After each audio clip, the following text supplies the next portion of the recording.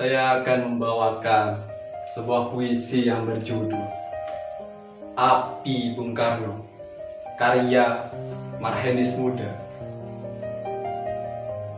Surabaya, 6 Juni 1901. Sosok besar dalam sejarah Indonesia dilahirkan. Bung Karno adalah presiden pertama Republik Indonesia dari pasangan Raden Sukemi Sesrodharjo dan Ida Ayunyoma. 1899 silam, kebijakan politik etis dikeluarkan oleh Ratu Belanda yang tidak lepas adanya kritik dari tokoh Van de Vanter. Dari sinilah awal lahirnya tokoh-tokoh pergerakan sampai pada suluh perjuangan bangsa.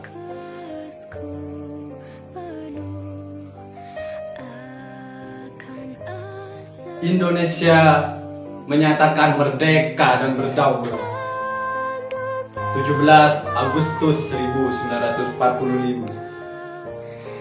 Bung Karno memproklamirkan kemerdekaan Indonesia.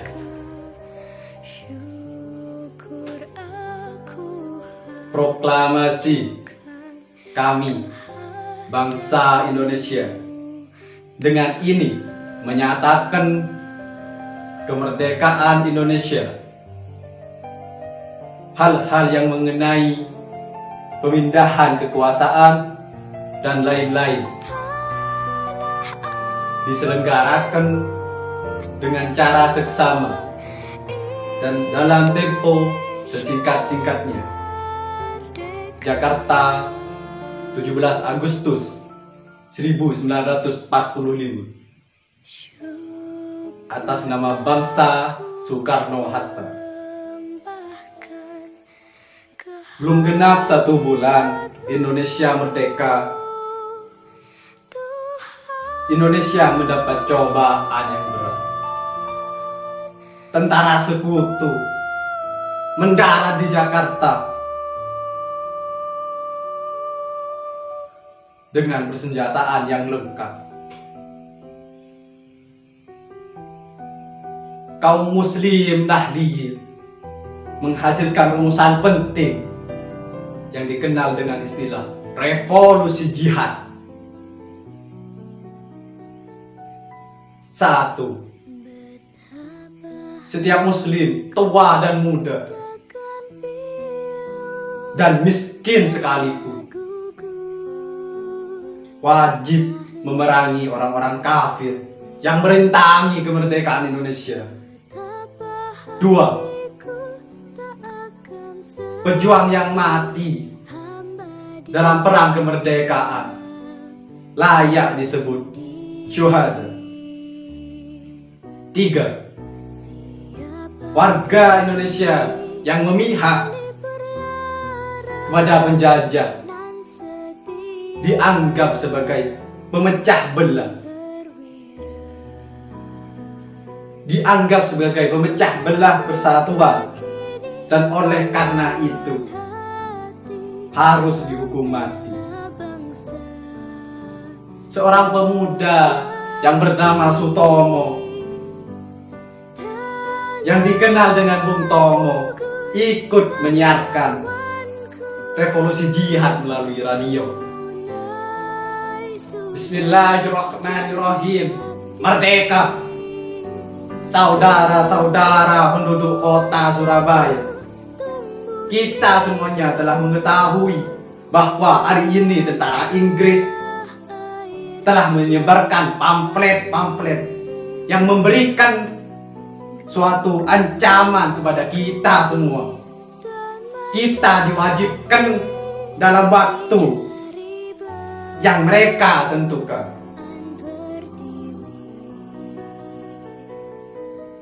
Dalam waktu yang mereka tentukan untuk menyerahkan senjata yang telah kita rampas dari para penjajah Jepang Tetapi inilah jawaban kita. Selama banteng Indonesia masih memiliki darah dan secari kertas putih, merah dan putih, maka selama itu tidak akan mau menyerah kepada siapapun juga. Allahu Akbar, Allahu Akbar, merdeka!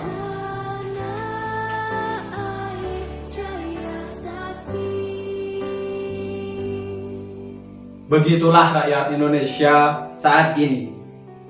Insyaf akan tragis nasibnya sebagian, sama bernaung di bawah bendera hijau dengan muka ke arah barat dan mulut menganga la haula wala quwata illa billah. Di saat kematian berada di depan mata, takbir dan pekik merdeka selalu dilantunkan sambil memegang parang dan bambu runcing sembari melantunkan Allahu Akbar, merdeka, merdeka, merdeka. Bung Karno berkata, hanya bangsa yang tahu menghargai dan menghormati pahlawan-pahlawannya dapat menjadi bangsa yang besar. Bangsa yang tidak mengerti korban dan pahlawannya sebenarnya bangsa yang tidak memiliki jiwa. Bangsa yang tidak mengerti bahwa perjuangan minta korbanan. Bangsa yang tidak mengerti bahwa kemerdekaan sejati tak mungkin tercapai tanpa korbanan. Bangsa yang demikian itu tidak bisa menjadi bangsa yang besar. Maka pada hari ini pun saya mendoa kehadiran Allah Subhanahu wa Ta'ala agar supaya bangsa Indonesia benar-benar melanjutkan perjuangan daripada pahlawan-pahlawan kala itu. 10 November 1965.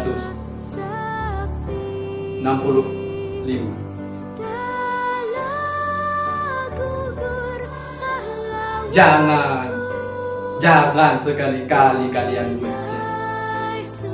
Jangan sekali-kali kalian terpecah belah karena suatu kepentingan politik, suatu kepentingan sepihak.